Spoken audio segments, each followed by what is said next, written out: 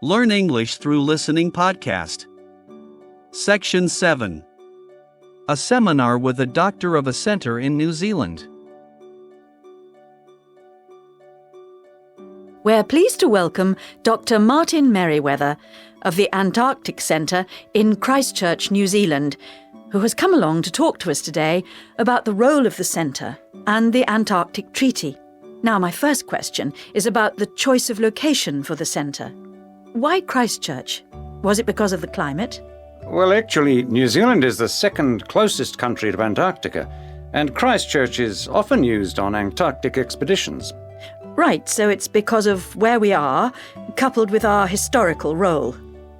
So tell us, what is the main purpose of the centre?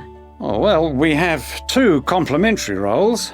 One is as a scientific base for expeditions and research, and the other is as an information centre. Tell us something about the role as a scientific base. Well, we're able to provide information about what scientists should take with them to the South Pole.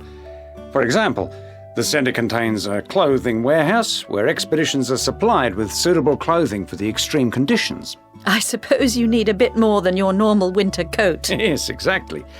And then there's also the specialist library and mapping services. Right. And which countries are actually located at the centre? Well, the centre houses research programs for New Zealand, for the United States, as well as for Italy. There's even a US post office at the American Air Force Base here. Really? And what does the Visitors Centre offer? Well, since very few people will ever experience the Antarctic firsthand, the Visitors Centre aims to recreate the atmosphere of Antarctica. There's a mock campsite where you can see inside an Antarctic tent and imagine yourself sleeping there.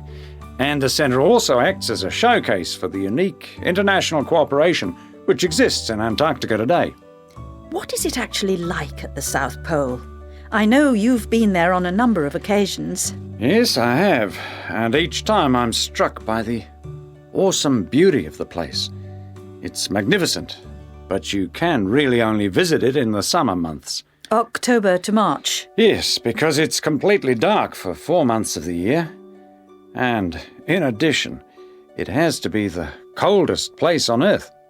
Colder than the North Pole? Why is that? Well, unlike the North Pole, which is actually a frozen sea, Antarctica is a landmass shaped like a dome, with the result that the winds blow down the slopes at speeds of up to 150 kilometres an hour. And that's what makes it so cold. Oh. And one other interesting thing is that Antarctica is the driest continent on Earth, surprisingly, and so you have to drink large amounts of water when you're there. How old is Antarctica? Oh, we're pretty sure it was part of a larger landmass, but it broke away from the rest of the continent 170 million years ago. How can you be certain of this? Because fossils and rocks have been discovered in Antarctica, which are the same as those found in places such as Africa and Australia. Amazing. To think that it was once attached to Africa. Now, let's just have a look at the Antarctic Treaty. How far back does the idea of an international treaty go? Well, as far back as the 19th century, when 11 nations organised an international event. When was that exactly? In 1870, and it was called the Polar Research Meeting. And then not long after that, they organised something called the First International Polar Year. And that took place when exactly? Over 2 years, from 1882 to 1883. But it wasn't until the 1950s that the idea of an international treaty was proposed. And in 1959, the treaty was actually signed. What do you see as the main achievements of the treaty? Well, firstly, it means that the continent is reserved for peaceful use. That's Article 1, isn't it? Yes. That's important, since the territory belongs to everyone.